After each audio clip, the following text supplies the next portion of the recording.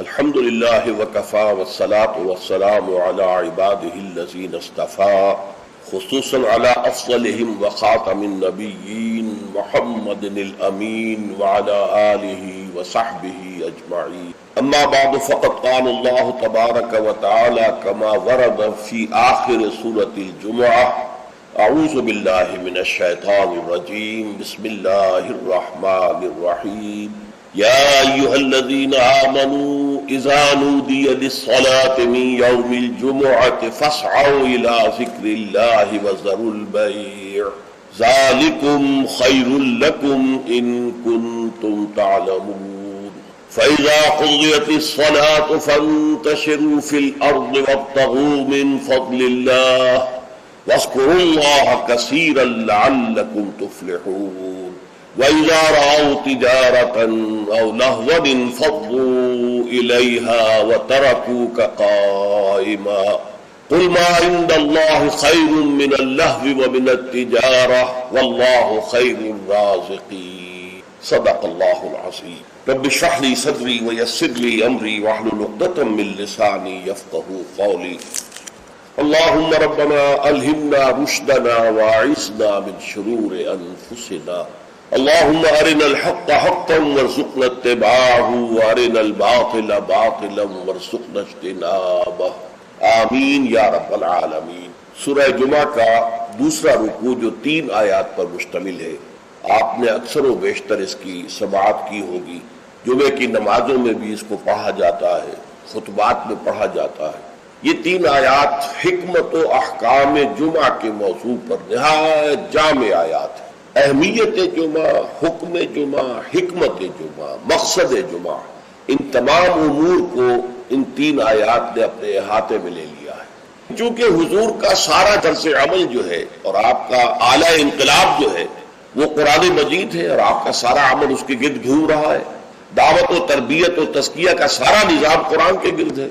هو الذی بعث فی الامیین رسولا منہم یتلو علیہم آیاتہ ویزکیہم ویعلمہم الکتاب والحکمہ۔ لہذا اس کتاب ہی کی جب اسلامی کوئی ریاست یا نظام قائم ہو جائے تو اس کتاب کی تعلیم کو مسلسل امت میں جاری رکھنا، تاکہ وہ تعلیم جو ہے عام ہوتی رہے، پھیلتی رہے، اس کو تازہ کیا جاتا رہے، اس کے لیے نظام جمعہ تجویز کیا گیا، ہفتے وار اجتماع۔ اب اس کو نوٹ کر لیجئے کہ نہ تو وہاں پریس تھا کہ کتابیں ہو، رسالے ہو، اخبار ہو، نہ وہاں ریڈیو، نہ وہاں ٹیلی ویژن، نہ وہاں اسکول، نہ وہاں کالج، نہ یونیورسٹیاں۔ تو تعلیم کا نظام کیا تھا؟ اچھا، تعلیم ایک تو ہوتی ہے بچوں کی تعلیم، اس کا تو بہت آسان کام ہوتا ہے، لیکن تعلیم بالغہ، انقلاب جو ہے وہ در حقیقت زیادہ تعلیم بالغہ پر زور دیتا ہے۔ ایک جو بھی انقلابی جو رہنما ہے، لیڈر ہے، وہ سب سے پہلے اپنے زمانے کے ایڈلٹس کو مخاطب کرتا ہے، ان کو تعلیم دیتا ہے، ان کے ذہنوں کا تزکیہ کرتا ہے، ان کے ذہنوں میں اپنا انقلابی فکر بٹھاتا ہے، جاگوزی کرتا ہے، پھر ان میں سے جو موٹیویٹ ہو جاتے ہیں اور جو رسپونڈ کرتے ہیں ان کو جمع کرتا ہے، منظم کرتا ہے، طاقت بناتا ہے۔ بچوں کی تعلیم کا اس میں دخل نہیں ہوتا، وہ تو جب نظام بن جائے گا، اسلامی نظام آ جائے گا تو پھر اس نظام کے تحت بالکل نیا نظام تعلیم ہوگا۔ بچوں کی تعلیم ابتدا سے اس طریقے پر ہوگی کہ اس سے ان کے اندر اسلام اور ایمان کے جو جذبات ہیں وہ پیدا ہو، جہاد فی سبیل اللہ کا ذوق و شوق پیدا ہو۔ لیکن یہ کہ سب سے پہلے جو انقلاب برپا کرنا ہے، تو بچے تو انقلاب نہیں لایا کرتے، انقلاب تو ایڈلٹس لاتے ہیں۔ تو ان ایڈلٹس کو مخاطب کرنا اور ان کی تعلیم، ان کا ذہن بنانا، ان کے اندر اس انقلابی فکر کو ان کے ذہنوں میں، دلوں میں اتار دینا، جاگزی کر دینا، یہ ہے وہ مقصد کہ جو نظام جمعہ کے ذریعے سے امت میں اس کو ایک دوام دے دیا گیا۔ جمعے کا ممبر جو ہے اسے ممبر رسول کہتے ہیں۔ ممبر رسول پر جو کھڑا ہوتا ہے وہ نائب رسول ہے۔ وہ نائب رسول وہی کام کرے جو حضور کرتے تھے، یتلو علیہم آیاتہ ویزکیہم ویعلمہم الکتاب والحکمہ۔ یہ کام امت کے اندر جاری و ساری ہو جائے، اس کا تسلسل ہو، اس کا دوام ہو، اس کے لیے جمعے کی فرضیت کی۔ نظام جمعہ یہ ہفتے وار اجتماع ہے۔ آپ کے علم میں ہوگا کمیونسٹوں کا معاملہ بھی یہ ہوتا تھا، ان کا بھی ایک فلسفہ تھا، مارکسزم، اور جب تک وہ فلسفہ ذہنوں میں اتر نہ جائے کوئی شخص کمیونسٹ کیسے بنے گا؟ اور پھر وہ فلسفہ تازہ رہنا چاہیے، ان کے ذہنوں میں اجاگر رہنا چاہیے، مدھم نہ پڑ جائے۔ کہیں ان کے ساتھ اس کی ذہنی کمٹمنٹ کمزور نہ ہو جائے. تو وہ اپنے ویکلی میٹنگز کرتے تھے، اس میں کیا کرتے تھے؟ اسی فلسفے کی تجدید، اسی کی اور گہرائیوں میں اترنا، تاکہ ذہنوں کے اندر وہ فلسفہ راسخ رہے. جب فلسفہ راسخ رہے گا تو انقلابی فرور، انقلابی ذیل، انقلابی جذبہ بھی برقرار رہے گا اور انسان جو ہے تن من دھن لگا دے. تو یہ ربط ہے سورہ جمعہ کے ساتھ احکام جمعہ کا، اور یہ تو واضح ہی ہے کہ در حقیقت اس سورہ مبارکہ کا نام ہی اس حکم جمعہ کے حوالے سے لیا گیا ہے. اچھا، اب اس میں حکم جمعہ کی اہمیت کیا ہے اس کو آپ سمجھیے. میں چند احادیث آپ کو سنا رہا ہوں. ترمذی شریف کی روایت ہے، من ترک الجمعۃ ثلاث مرات تہاونا طبع اللہ علی قلبہ، جس شخص نے 3 جمعے چھوڑ دیے کسر کی وجہ سے، یعنی کوئی اور عذر نہیں ہے، بیماری نہیں تھی، مسافر نہیں تھا، کوئی نہیں عذر، تہاونا، بس وہ اس کی اہمیت کو نہ سمجھتے ہوئے، اس کو کہتے ہیں ہون، جو آسانی سی بات ہو، بس کوئی اہمیت نہ ہو جس کی، تو تہاونا طبع اللہ علی قلبہ، اللہ تعالیٰ اس کے دل پر مہر کر دے. اور یہ مہر کر دینا وہ بدترین سزا ہے جو بدترین کافروں کو دنیا میں دی جاتی. ختم اللہ علی قلوبہم وطبع اللہ علی قلوبہم، یہ بدترین کافروں کی سزا ہے. جو مسلمان جمعے کی اہمیت کو نظر انداز کرتے ہوئے بغیر کسی عذر کے اگر وہ جمعہ چھوڑ دے گا 3 جمعے، تو اس کے دل پر مہر ہو جائے گا. من ترک ثلاث جمع تہاونا بہا طبع اللہ علی قلبہ. پہلی روایت ترمذی کی تھی، یہ ابو داؤد اور نسائی کی ہے. وقال مالک، امام مالک نے موطا میں جو بات کہی ہے وہ یہ ہے کہ لا ادری عن النبی صلی اللہ علیہ وسلم ام لا الا انه صفوان بن سلیم رضی اللہ عنہ قال من ترک الجمعۃ ثلاثا من غیر عذر ولا علت طبع اللہ علی قلبہ. امام مالک نے جو ان کی کتاب مشہور ہے الموطا، حدیث کا پہلا مجموعہ، حدیث اور فقہ دونوں کا، اس میں کہتے ہیں امام مالک کہ میں یہ تو نہیں کہہ سکتا کہ یہ صفوان ابن سلیم نے رضی اللہ عنہ حضور سے سن کر کہا یا خود کہا، لیکن ان کا قول یہ ہے کہ جس نے بھی 3 جمعے ترک کر دیے بغیر کسی عذر کے، بغیر کسی بیماری کے، طبع اللہ علی قلبہ، اللہ تعالیٰ اس کے دل کے اوپر مہر کر دے گا. سب سے سخت حدیث یہ صحیح مسلم کی ہے، عبداللہ ابن عمرو بن العاص اور ابو ہریرہ دونوں سے مروی ہے رضی اللہ تعالی عنہما،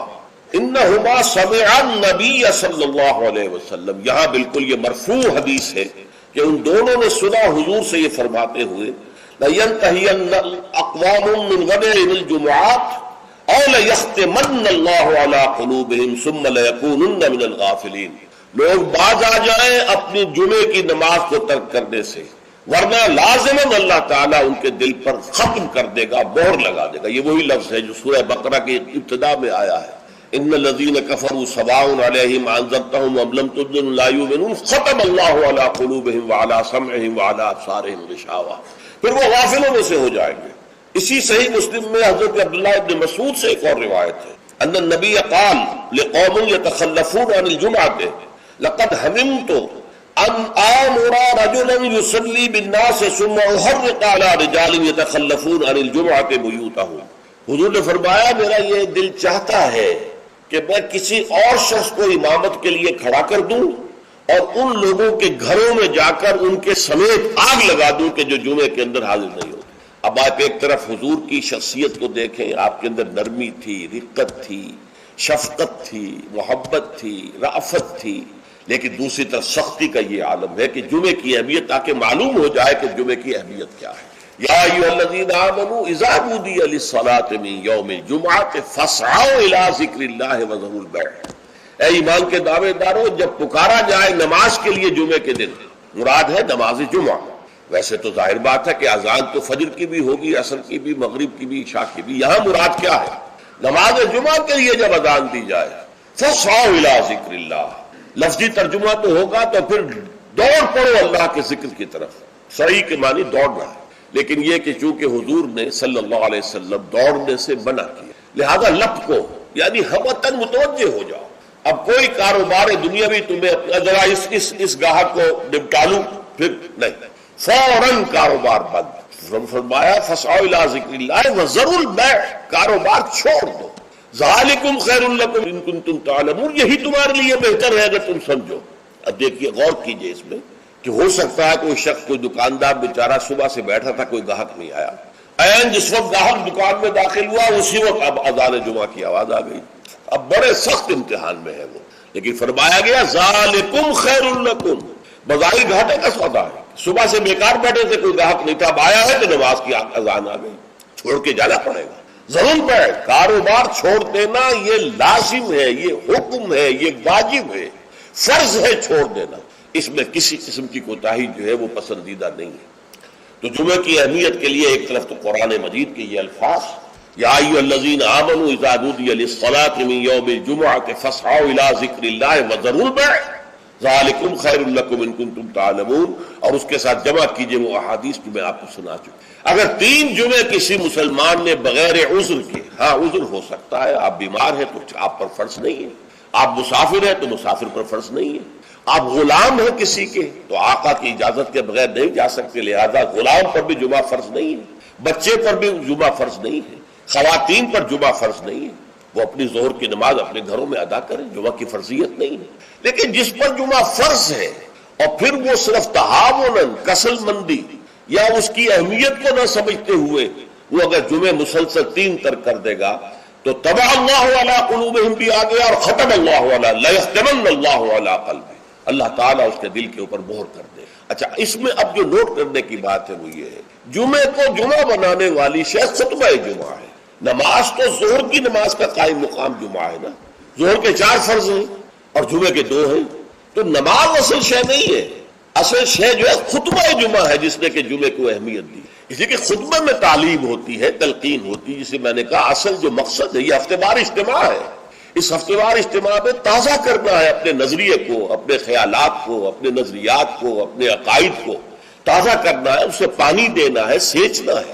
اور یہ کام در حقیقت خطبے کا ہے. ویسے یہ کہ تاریخی اعتبار سے جان لیجئے کہ اسلام جو ہے، شروع سے اسلام ہے، حضرت آدم سے لے کر حضور تک اور آج تک اصل دین جو ہے وہ اسلام ہے. ان الدین عند اللہ الاسلام. یہ تو اسلام کے ایڈیشنز ہیں کہ ایک خاص احکام جو حضرت موسیٰ کو دیے گئے تو وہ اس وقت کے لوگوں کے لیے وہ لازم تھے، پھر وہ احکام جو ہے شریعت محمدی کی شکل میں آئے ہیں صلی اللہ علیہ وسلم تو ہم پر وہ واجب ہے، لازم ہے. لیکن یہ کہ یہ نظام جو ہے رہا ہے ان تمام مذاہب میں کہ ہفتے کے ایک دن کو فارغ کیا جائے اللہ کی یاد کے. چنانچہ یہ حکم جمعہ ہی تھا کہ جو دیا گیا تھا امت موسوی کو علی نبی صلاۃ والسلام، جمعہ کا دن تھا. ہمیشہ سے جمعہ ہی کا دن جو ہے وہ در حقیقت مقدس دن ہے، اور جمعہ ہی کا دن ہے کہ جو ابتدائے آفرینش سے چلا آ رہا ہے اس کام کے لیے. لیکن یہودیوں نے اپنی جو بھی شر پسندی تھی ان کے اندر، ان کے مزاج میں جو بغاوت تھی، ان کا جمعے کو چھوڑو جی ہفتہ کرو، تو اللہ تعالیٰ نے بھی پھر ہفتہ ہی ان پر فرض کر دیا. اور ان کے ہاں یہ ہفتہ اتنا سخت تھا، جمعے کی مغرب کی نماز کے بعد سے لے کر اگلے ہفتے کی مغرب تک 24 گھنٹے کوئی کاروبار دنیاوی مطلقاً حرام تھا. آج بھی امریکہ کے اندر جو لوگ رہتے ہیں، جو کہ پریکٹسنگ جیوز ہیں، جن کے وہ لمبے لمبے بال ہوتے ہیں، ادھر زلفیں ہوتی ہیں، اور انہوں نے لمبے لمبے کوٹ سے رنگ کے پہنے ہوتے ہیں، اور فیلٹ ہیٹ ہوتا ہے ان کا خاص طرز کا سیاہ رنگ کا. یہ جو پریکٹسنگ یہودی ہیں، آرتھوڈاکس یہودی ان کو کہتے ہیں، یہ جمعے کی شام سے اپنے ٹیلی فون کنیکشن بند کر دیتے ہیں، کوئی گفتگو نہیں، ان کے تمام دفاتر بند، گھروں پر بھی کوئی ٹیلی فون نہیں دیں گے، وہ سب بند، اور اس کے بعد ان کا پورا دن گزرتا ہے. لیکن وہاں فرق یہ ہے کہ وہاں کوئی جماعت کا اہتمام نہیں تھا، اپنے اپنے طور پر اللہ کو یاد کرو، تورات پڑھتے رہو، جو بھی ان کی ہر شکل تھی نماز کی اس میں وقت گزارو، دنیاوی کاروبار جو ہے وہ کوئی نہیں ہوگا. اس کے بعد عیسائیوں کا معاملہ آیا، انہوں نے ایک اور آگے قدم بڑھایا اور ہفتے کو ترک کر کے اپنے آپ کو یہود سے ممیز کرنے کے لیے اتوار قرار دے لیا. اتوار کی صبح کو ان کا ایک خاص عبادت کا دن ہے، اور اس میں واقعہ یہ ہے کہ جو بھی کوئی پریکٹسنگ یا کوئی تھوڑا بہت مذہبی مزاج رکھنے والے عیسائی ہیں، وہ اتوار کے روز نہا دھو کر کپڑے بدل کر اچھے انداز میں اپنی فیملیز کے ساتھ، بچوں کو ساتھ لے کر وہ چرچ جاتے ہیں. وہاں ان کی جو بھی نماز ہے وہ نماز پڑھتے ہیں، ان کا جو بھی پادری ہے وہ خطبہ دیتا ہے، سربند ہوتا ہے. تو یہ ان کے لیے اتوار کا دن. اس کے بعد جب یہ دونوں تہذیبیں جمع ہو گئی، یہودی جو ہے انہوں نے گویا کہ غلبہ حاصل کر لیا عیسائیوں پر، تو اب انہوں نے ویکینڈ کر لیا، سیٹرڈے اور سنڈے بوتھ، تاکہ دونوں کے دونوں کور ہو جائیں. یہودیوں کا معاملہ بھی آ گیا، عیسائیوں کا بھی آ گیا. حضور صلی اللہ علیہ وسلم کی امت کے لیے دو کام کیے، ایک تو گویا کہ منفی ہوگا، ایک مثبت ہوگا۔ منفی کام یہ کہ پورے دن جمعے کے کاروبار کو حرام نہیں کیا گیا، بلکہ حرام کاروبار ہے صرف اذان جمعہ سے لے کر جمعے کی نماز کے ادا ہو جانے تک، بس اس دوران میں کاروبار دنیاوی مطلقاً حرام۔ کوئی کاروبار آپ جائز سے جائز کاروبار کر رہے ہیں، صحیح سے صحیح کاروبار کر رہے ہیں، لیکن وہ بھی حرام ہے اس وقت اگر آپ نے کیا ہے جبکہ جمعے کی اذان ہو چکی ہے اور جبکہ نماز ابھی ادا ہو رہی ہے، اس دوران حرام۔ لیکن باقی دن کے اندر حرمت نہیں رکھی ہے، البتہ میں ابھی آپ کو بتاؤں گا۔ تشویق یہ ہے کہ صبح سے لے کر جمعے تک کا وقت جو ہے یاد الہی میں بسر کیا جائے، تشویق اور ترغیب ہے۔ اس لیے کہ اگلی آیت میں ہم پڑھیں گے کہ جب جمعہ کی نماز ادا ہو چکے تو تم منتشر ہو سکتے ہو زمین میں اور جاؤ اور اپنے کاروبار میں لگ جاؤ۔ لیکن جمعہ سے قبل کے بارے میں کچھ نہیں کہا، نہ تو یہ کہا کہ کاروبار نہیں کر سکتے، نہ یہ کہا کہ کرو جاؤ تمہیں اجازت ہے، نہیں، وہاں سکوت اختیار کیا قرآن نے۔ فَإِذَا قُضِيَتِ الصَّلَاةُ فَانتَشِرُوا فِي الْأَرْضِ وَابْتَغُوا مِن فَضْلِ اللَّهِ، جب نماز ادا ہو چکے تو تم زمین میں منتشر ہو سکتے ہو۔ یہاں پر بھی اگرچہ وجوب کا لفظ آیا ہے کہ فَانتَشِرُوا منتشر ہو جاؤ، لیکن یہاں جو ہے مانا ہے تمام علماء نے کہ یہ وجوب جو ہے یہ کسی شے کی فرضیت کے لیے نہیں ہے کہ لازماً جمعے کے بعد منتشر ہو جانا ضروری ہے، بلکہ استحباب ہے، جا سکتے ہو، اجازت ہے، مباح ہے۔ کاروبار کی حرمت کا معاملہ ختم ہو گیا جیسے ہی جمعے کی نماز ادا ہو چکی، اب آپ جائیں اپنے دفتر میں جائیں، اپنے کاروبار میں جائیں، اپنی دکان پر جائیں، کوئی اعتراض نہیں۔ لیکن یہ ہے کہ جہاں تک پہلے کا وقت ہے اس کے بارے میں کوئی بات نہیں آئی، یہ احادیث میں آئی ہے اور اسے تبکیر کہتے ہیں۔ پسندیدہ یہ ہے کہ جمعے کی صبح ہی سے انسان جو ہے وہ اس کام میں مصروف ہو جائے جو کام یہودیوں کے ہاں تھا پورے یوم سبت میں، اسے تبکیر کہتے ہیں۔ ایک حدیث موجود ہے حضور صلی اللہ علیہ وسلم کی تشویق کے ترجمے میں، حضرت مالک لائے ہیں اسے، ان مولا ابی بکر ابن عبد الرحمن ابن ابی صالح سمان عن ابی ہریرہ ان رسول اللہ صلی اللہ علیہ وسلم قال من اغتسل یوم الجمعہ، غسل الجنابت ہے، جس شخص نے جمعے کے روز غسل کیا، وہ جو کہ ناپاکی جنابت کی حالت میں غسل کیا جاتا ہے، کمپلیٹ غسل، اچھی طرح غسل، ثم راح فی الساعۃ الاولی، پھر جو شخص پہلی گھڑی میں پہنچ گیا مسجد میں، فکأنما قرب بدنۃ من،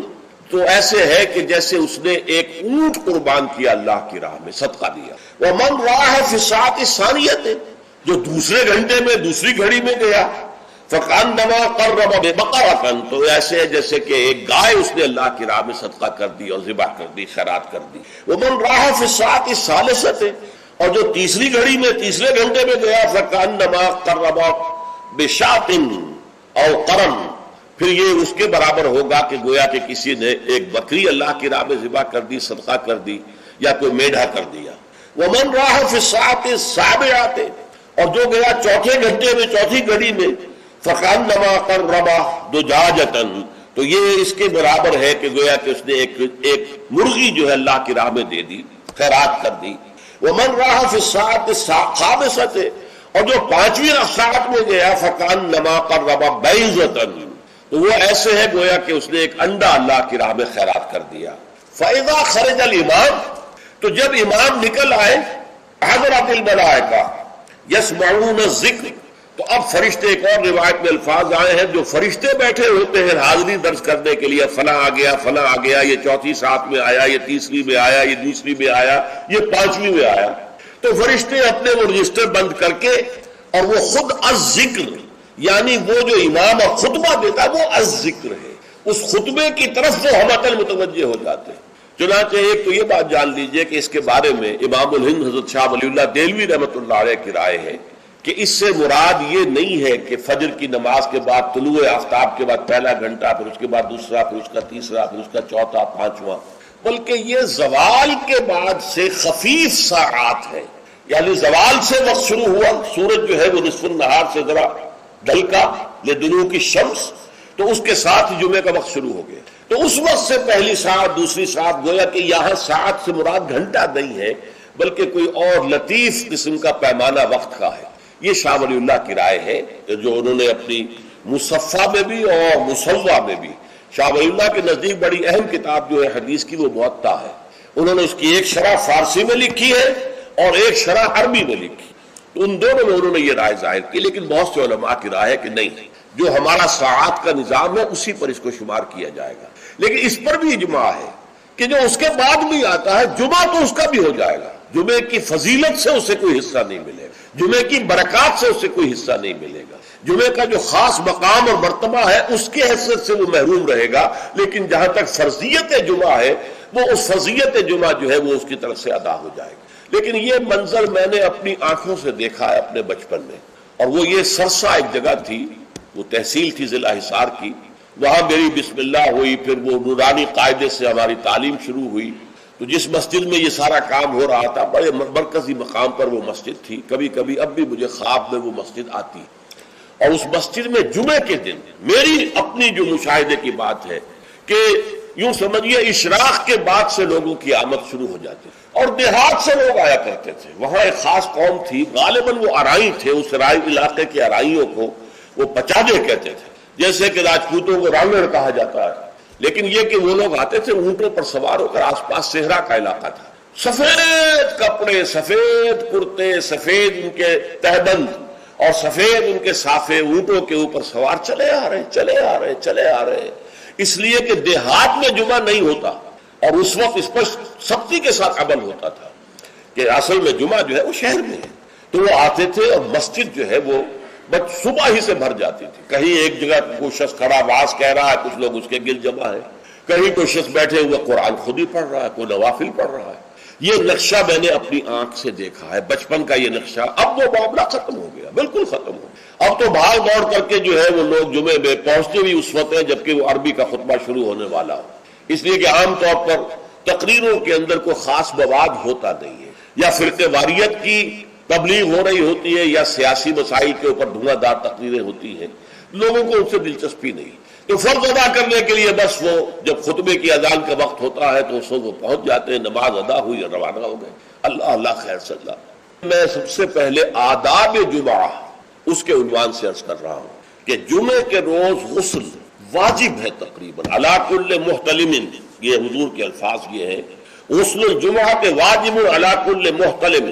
جو بھی بالغ ہو چکا ہے مرد، عورت پر تو ظاہر بات ہے کہ جمعہ فرض ہے ہی نہیں، جیسا کہ میں عرض کر چکا ہوں، اس کے لیے جمعے کا غسل واجب ہے۔ اور اندازہ یہ ہوتا ہے، میں یقین سے تو نہیں کہہ سکتا، کہ جیسے ہی جمعے کے لیے روانگی ہو اس وقت غسل کیا جائے۔ پھر حضور نے یہ بھی فرمایا ہے کہ اچھے کپڑے پہن کر جاؤ، دھلے ہوئے کپڑے پہن کر۔ آپ نے فرمایا کہ کیا تم میں سے کسی شخص کے لیے یہ ممکن نہیں ہے کہ اپنے جو محنت کے کپڑے ہوتے ہیں، محنت یعنی جبکہ مشقت کرتا ہے، ایک لوہار بیٹھا ہوا ہے اور وہ بھٹی کے سامنے بیٹھ کر کام کر رہا ہے، پسینے آئیں گے اسے، کپڑوں میں بدبو ہو جائے گی پسینے کی، پھر اس کے اوپر سیاہ داغ پڑے ہوں گے، میلے ہوں گے، تو یہ اس کا لباس ہے محنت کا۔ یا کوئی کاریگر ہے، مکان کی تعمیر میں لگا ہوا ہے، ظاہر بات ہے جب وہ یہ کام کر رہا ہے،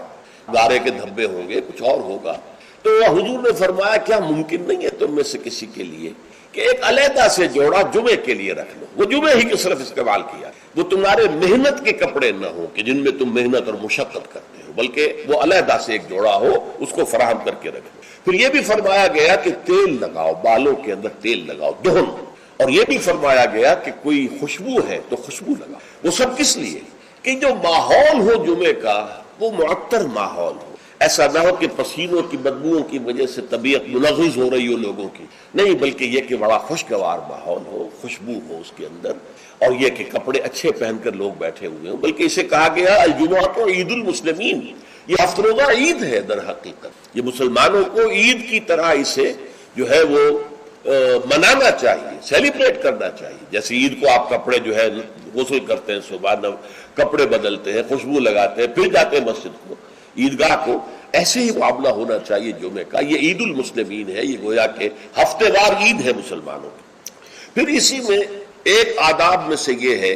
کہ جب تم مسجد میں جاؤ تو لوگوں کو پھلانگتے ہوئے اگلی صفوں میں نہ جاؤ، بلکہ عام جو ہے ہدایت ہے وہ یہ ہے کہ بھئی پہلے اپنی صف اگلی لوگ پوری کر لے، پھر دوسری میں بیٹھے، پھر تیسری میں بیٹھے، تاکہ لوگوں کو ضرورت ہی محسوس نہ ہو۔ جب وہ دیکھتے ہیں کہ اگلی صف میں جگہ خالی ہے تو پھر وہ لوگوں پہ پھلانگتے ہوئے جاتے ہیں۔ لیکن ہر صورت پھلانگتے ہوئے یا لوگوں کو علیحدہ کر کے پھر اپنے لیے جگہ بنانا، یہ جو ہے اس سے منع کیا۔ خاموشی سے جہاں جگہ تمہیں مل رہی ہے بیٹھ جاؤ، اور پھر اسی میں سے انصات ہے، خاموش رہو، گفتگو نہ ہو۔ یہاں تک کہ حضرت ابو ہریرہ سے یہ روایت ہے ترمذی اور نسائی اور دوسری کتابوں کے اندر، ان رسول اللہ صلی اللہ علیہ وسلم قال اذا قلت لصاحبك یوم الجمعہ انصت والامام یخطب فقط لغوت۔ دو آدمی گفتگو کر رہے ہیں، آپ تیسرے آدمی ہیں، آپ سن رہے ہیں، آپ ان سے کہتے ہیں خاموش ہو جاؤ، تو تم نے بھی لغو کام کیا۔ انہیں منع کرنے کے لیے بولنا بھی پسندیدہ نہیں ہے، خاموش رہو، اشارے سے کہہ دو، لیکن تم نے اگر آواز نکالی جبکہ امام خطبہ دے رہا ہے، امام کے خطبے کی طرف ساری توجہ، اس جمعے کی ساری حیثیت جو ہے وہ اسی خطبے کی وجہ سے، لہذا اس میں آپس میں گفتگو کرنا، اس طرح کی چیزیں جو ہے وہ بالکل غلط ہیں، آداب جمعہ کے منافی ہیں، جس کی انتہا یہ ہے کہ اگر وہ آپس میں دو گفتگو کر رہے ہیں اور آپ انہیں روکنے کے لیے بھی زبان کھولیں، انصت، خاموش ہو جاؤ، تو یہ بھی فقط لغو تھا، تم نے بھی ایک لغو حرکت کی، بلکہ اشارے کنایت سے کہہ دیا جائے کہ زبان نہ کھولی جائے۔ پھر اس میں حضور کیا کرتے تھے، خطبے میں کیا کرتے تھے؟ یہ روایت جو ہے مسلم شریف کی ہے، عن جابر بن سمرہ رضی اللہ تعالی عنہ فرماتے ہیں کانت للنبی خطبتان، حضور کے دو خطبے ہوتے تھے، یجلس بینہما، ان دونوں کے درمیان آپ ذرا تھوڑی دیر کے لیے بیٹھتے تھے، جیسے کہ آپ کو معلوم ہے تمام امام جو ہے وہ یہی کرتے ہیں آج۔ یقرأ القرآن اور یذکر الناس، جمعے میں کرتے کیا تھے؟ قرآن پڑھتے تھے اور لوگوں کو نصیحت کرتے تھے، یاد دہانی کرتے۔ اب اس میں ایک بات تو سامنے آ گئی، دو خطبے ہوتے تھے، حالانکہ ہمیں معلوم ہے، تیقن کے ساتھ معلوم ہے، حضور لمبے خطبے کبھی نہیں دیتے تھے، لمبی تقریر کبھی نہیں کرتے تھے، آپ کی تقریر بالکل مختصر ہوتی تھی، یوں سمجھیے کہ جو ما قل و کفا خیر مما کثر و الہا، کم ہے لیکن وہ کفایت کر جائے، تو بڑی لمبی چوڑی تقریریں جو ہے اس کی وہاں، اب اس میں فائدہ کیا تھا؟ عربی زبان قرآن کی، عربی زبان حضور کی، عربی زبان آپ کے سامعین کی، لہذا اب بات صرف یہ رہ گئی کہ از دل خیزد بر دل بیزد، دل سے نکلے دل پر اتر جائے۔ ہمارا مسئلہ مختلف ہے، ہم عربی نہیں جانتے، خطبہ عربی میں ہے، اب خطبہ تو سمجھ میں لوگوں کے کچھ آتا ہی نہیں، خطبہ کے ذریعے تو جو مقصد خطبہ ہے وہ حاصل نہیں ہوتا، لہذا وہ تقریر کرتے ہیں، پہلے وعظ کرتے ہیں، اس میں بھی آپ پہلے کچھ قرآن پڑھیں گے تو ترجمہ کریں گے، وضاحت کریں گے، تب ان لوگوں کی سمجھ آئے گا۔ لیکن حضور کا معاملہ کیا تھا؟ وہ یہ کہ کان للنبی صلی اللہ علیہ وسلم خطبتان یجلس بینہما۔ اچھا، اس سے میں یہ سمجھتا ہوں، واللہ عالم، میرا گمان ہے کہ اس سے در حقیقت اشارہ اس طرف ہے کہ یہ خطبہ در حقیقت دو رکعتوں کے قائم مقام ہے، ظہر کی رکعتیں 4 اور جمعے کی رہ گئی 2، 2 رکعتوں کے قائم مقام 2 خطبے، ورنہ نہ تو حضور معاذ اللہ اتنے کمزور تھے کہ چند منٹ کھڑے ہونے کے بعد آپ کو استراحت کی اور بیٹھنے کی اور آرام کرنے کی جو ہے ضرورت ہوتی، نہ آپ کے خطبے اتنے طویل ہی ہوتے تھے، لہٰذا یہ گویا کہ علامتی ہے، اس بات کے لیے ایک علامتی اہمیت رکھنے والی بات ہے کہ یہ 2 خطبے در حقیقت 2 رکعت نماز کے قائم مقام۔ اب جیسے نماز میں آپ بات نہیں کر سکتے، اسی طریقے سے خطبے کے دوران بھی آپ بات نہیں کر سکتے، آپ کو خاموش رہنا ہے، مؤدب ہو کر پورے طریقے سے سننا ہے خطبہ۔ اس کے بعد فرمایا یقرأ القرآن ویذکر الناس، وہ قرآن پڑھتے تھے خطبے میں بھی۔ اب دیکھیے پڑھنے کے انداز کا فرق ہوتا ہے، ایک شخص قرآن پڑھ رہا ہے، ایک دوسرا شخص قرآن پڑھ رہا ہے، اس کی گہرائیوں میں اتر کر پڑھ رہا ہے، جہاں آواز بلند کرنے کی ضرورت ہے وہاں آواز بلند کرتا ہے، جہاں آواز پست کرنے کی ضرورت ہے وہاں آواز پست کرتا ہے، اس طریقے سے وہ قرآن مجید کے اندر سے صرف اس کے معنی ہی نہیں نکال رہا بلکہ اس کے احساسات کو بھی اجاگر کر رہا ہے۔ تو حضور جیسے پڑھتے ہوں گے اس کا خیر ہم تصور نہیں کر سکتے، لیکن یہ کہ یہ ضرور آتا ہے کہ حضور کا خطبہ جو ہے وہ ٹھنڈا نہیں ہوتا تھا، جذباتی ہوتا تھا۔ چنانچہ یہ حدیث موجود ہے عبداللہ سے، جابر ابن عبداللہ رضی اللہ تعالی عنہما سے، قال کان رسول اللہ صلی اللہ علیہ وسلم اذا خطب احمرت عیناہ وعلا صوتہ واشتد غضبہ حتی کانہ منذر جیش یقول سبحکم ومسعکم۔ حضور صلی اللہ علیہ وسلم جب خطبہ دیتے تھے آپ کی آنکھیں سرخ ہو جاتی، آپ کی آواز بلند ہوتی اور آپ پر ایک غضب کی سی کیفیت طاری ہوتی، گویا کہ کوئی سالار ہے، کوئی سپہ سالار ہے جو اپنے لشکر کو بتا رہا ہے کہ وہ دشمن کا لشکر آ چکا ہے، اب یا تو صبح کو تم پر حملہ ہو جائے گا، شام کو ہو جائے گا، تیار ہو جاؤ پوری طریقے سے۔ تو جیسے کوئی کسی فوج کا سردار جو ہے سپہ سالار اپنے جو سپاہی ہیں ان کو آبادہ کرتا ہے جنگ کے لیے، اور انہیں خبردار کرتا ہے کہ دشمن کا لشکر سر پر آ چکا ہے، سب بہاکم اور بس آکم، وہ صبح کو آیا یا شام کو آیا کہ آیا۔ اس طریقے سے حضور کا خطبہ ہوتا تھا، ٹھنڈا ٹھنڈا نہیں، بلکہ یہ کہ اس کے اندر ایک جوش، اور لوگوں کو بھی جوش میں لانے کے لیے ایک ایسا انداز کہ جس سے خود ان کے اندر بھی جوش پیدا ہو جائے۔ اور اس میں کیا ہوتا تھا؟ قرآن پڑھتے تھے۔ ایک صحابی نے فرمایا ہے کہ میں نے سورہ قاف حضور کے خطبہ جمعہ سے یاد کی ہے، یعنی عام طور پر آپ سورہ قاف اس طرح پڑھتے تھے کہ پھر مجھے اس کے یاد کرنے میں بڑی آسانی ہو گئی اور میں یاد کر لیا میں نے۔ اس سے متعلق میری زندگی کا بھی ایک واقعہ ہے، میں بھی حیران ہوں اس طرح کے جب بات پڑھتا ہوں۔ یہ سن 54 کی بات ہے، جمعیت طلبہ میں تھا اس وقت، اسلامی جمعیت طلبہ، تو ایک تربیت گاہ ملتان کی جمعیت نے منعقد کی، اس میں درس قرآن کے لیے مجھے بلایا گیا۔ وہ ایک محلہ ہے ملتان کا قدیر آباد، اور قدیر آباد میں ایک مسجد تھی، حافظ عبدالتواب صاحب کی مشہور تھی، نابینا تھے۔ فجر کی نماز ایک روز میں نے اس مسجد میں پڑھی ہے، اور اس کے امام نے یا خود حافظ عبدالتواب تھے یا کوئی اور صاحب تھے، واللہ اعلم مجھے نہیں معلوم، فجر میں سورہ قاف پڑھی، اس قدر عمدگی سے پڑھی، اتنی خوشالحانی سے پڑھی، اس طرح اس کو پڑھتے ہوئے مجھے اپنے اندر جو ہے محسوس ہوا کہ کوئی چیز جو ہے جنبش میں ہے، رقص جاز برہم زلد افلاک را، تو یہ تو انسان کی روح کا ایک رقص ہے کہ جو ہوتا ہے قرآن کے ساتھ۔ میں نے اسی دن سورۃ قاف حفظ کر لی، اسی دن، 3 رکوع ہیں، چھوٹی نہیں ہے، لیکن اسی دن میں نے حفظ کر لی، اس لیے کہ اس کا اتنا نقش مجھ پر قائم ہو چکا تھا قلب پر کہ پھر اسے یاد کرنا بہت آسان تھا۔ اسی طرح ایک مرتبہ مولانا اصلاحی صاحب کے پیچھے جمعہ پڑھا، انہوں نے سورہ قیامہ پوری کی پوری اس خطبے کے پہلے خطبے کے اندر پڑھی، اور وہ مجھے یاد ہو گئی۔ تو اس طریقے سے یہ پڑھنے میں زمین و آسمان کا فرق ہوتا ہے، جو بھی انداز ہے قرآن کا اس کو صحیح طور پر، ورنہ ہمارے یہاں یہ بھی ہے کہ حسن قرات کے لیے جو قواعد مقرر ہو گئے ہیں اس کے تحت پڑھے جاتا ہے، تو اس کے اندر وہ کیفیت نہیں ہوتی، وہ جذبہ جو ہے اس سے ٹرانسمٹ نہیں ہوتا، واللہ عالم۔ بہرحال حضور کا خطبہ جو ہوتا تھا اس میں آپ جب قرآن پڑھتے ہوں گے اس انداز سے، تو اس سے جو قلوب کے اوپر گہرا اثر پڑتا تھا، تو وہی ہے اصل میں کہ جو مقصود ہے، یذکر الناس، یاد دہانی کرانا۔ دیکھیے یہی وجہ ہے کس قدر گہرا ربط ہے۔ جمعے کی 2 رکعتوں میں سے ایک میں سورۃ الاعلیٰ، سبح اسم ربک الاعلیٰ، دوسری میں پھر هل اتاک حدیث الغاشیہ، سورہ غاشیہ۔ کیوں؟ اس لیے کہ دونوں میں تذکیر کا حکم ہے، تذکیر۔ فذکر ان نفعت الذکریٰ سیذکر من یخشی ویتجنبها الاشقی۔ اے نبی آپ تذکیر کرتے رہیے، آپ تذکیر کرتے رہیے، اور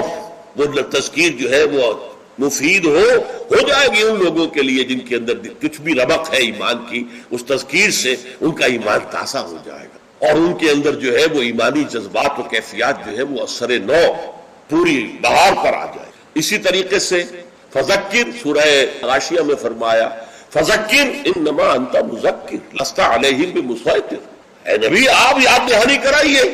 اور آپ جو ہے ان کے اوپر کوئی ٹھیکیدار تو نہیں ہے، کوئی ان کے اوپر آپ کوئی ذمہ دار نہیں بنا دیے گئے، کوئی داروغہ نہیں بنا دیے گئے کہ لازماً آپ انہیں ہدایت پر لے آئے، لیکن یاد دہانی کرائیے، شاید ان کے دل کے اندر سوئی ہوئی روح جو ہے وہ بیدار ہو جائے، اور وہ روح جو ہے وہ رقص میں آ جائے قرآن مجید کو سن کر۔ تو یہ تذکیر کا حکم دونوں میں ہے، اور وہی 2 صورتیں ہیں جو حضور پڑھتے تھے۔ کبھی تو پڑھتے تھے فجر میں، یہ فجر میں عام طور پر سورہ سجدہ پہلی رکعت میں اور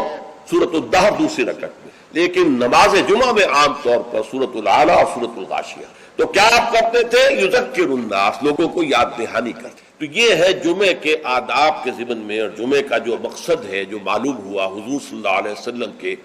آپ کے عمل مبارک سے، کہ یہ تذکیر ہے۔ تذکیر کسے کہتے ہیں؟ یاد دہانی۔ آپ کو اپنا مقصد زندگی دوبارہ یاد ہو جائے، تازہ ہو جائے۔ ہمارے لیے مقصود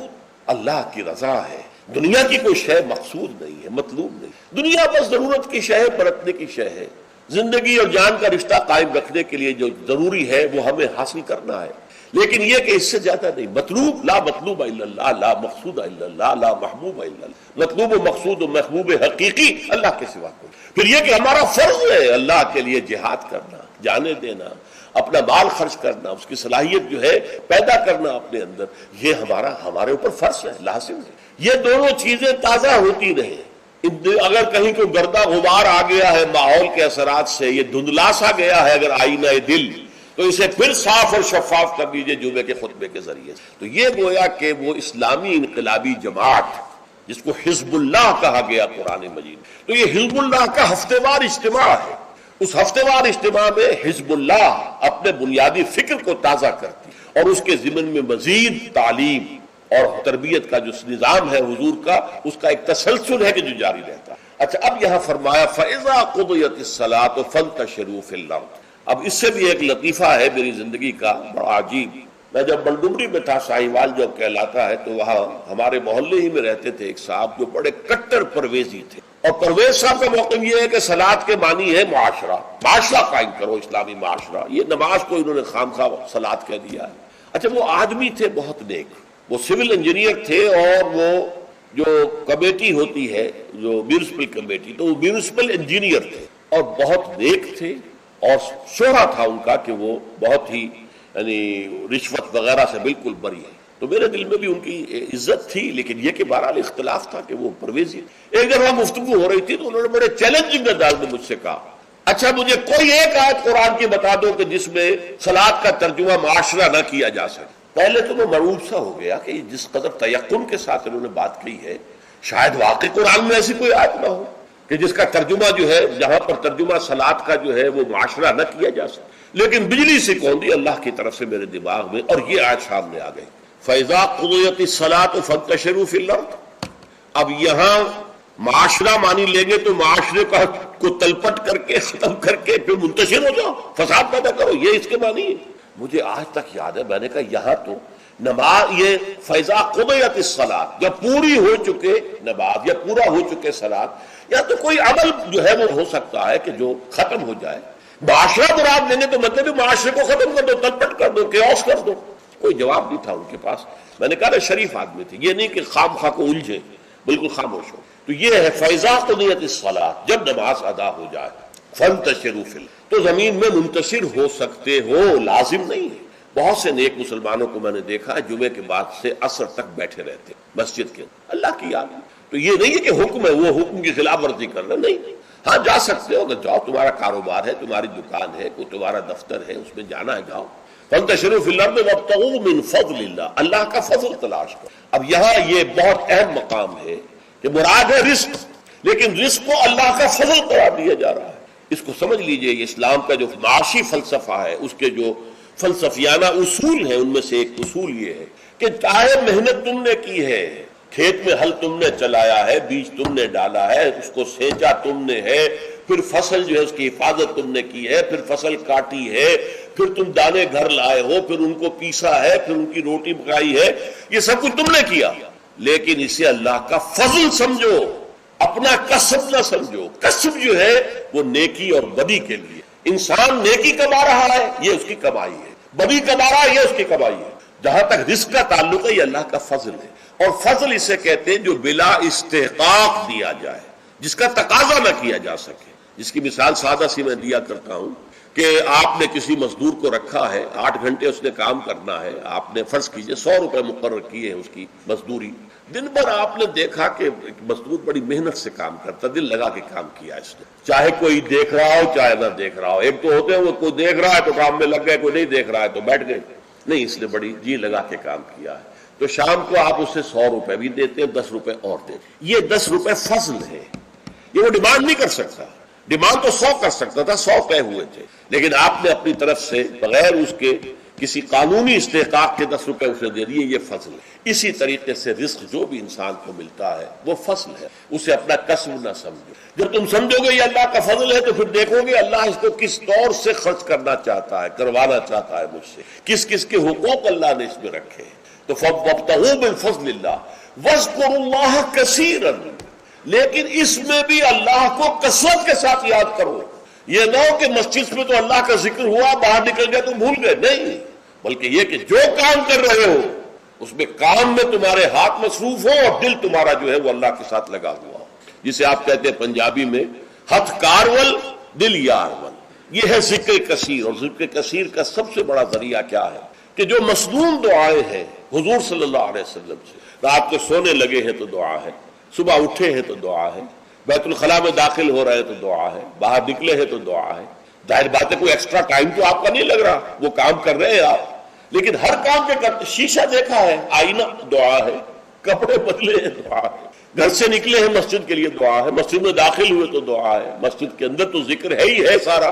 باہر نکلے ہیں تو دعا ہے، بازار میں داخل ہو رہے ہیں تو دعا ہے، بازار سے واپس آ رہے ہیں تو دعا، ہر کام کے لیے دعا ہے۔ یہ دعا جو ہے یہ ذکر کثیر کا سب سے بڑا طریقہ ہے، ذریعہ ہے، اور اس کے اندر دوہری ہے بات کہ ایک تو آپ کا اللہ سے تعلق قائم ہو گیا کہ آپ نے دعا اللہ سے کی ہے، ایک آپ کا تعلق حضور کے ساتھ قائم ہو گیا کہ آپ نے الفاظ وہ استعمال کیے جو حضور کے الفاظ ہیں، تو گویا کہ دو نسبتیں تازہ ہو گئیں جب بھی آپ نے ایک مسنون دعا پڑھی۔ تو دعا ادعیہ مسنونہ جو ہے در حقیقت وہ دوام ذکر کا سب سے بڑا ذریعہ ہے۔ اس کے لیے علیحدہ سے وقت نکال کر کوئی آسن بنا کر اور کوئی ضربے لگا کر اس کی ضرورت نہیں، بلکہ ہر کام کرتے ہوئے تو زندگی کے ہر کام کے ساتھ دعا ہے، اور وہ دعا ہے مسنون جو حضور سے ثابت ہے۔ لہٰذا دو نسبتیں جو ہیں جس کو آپ کہتے ہیں ایک تیر میں دو شکار،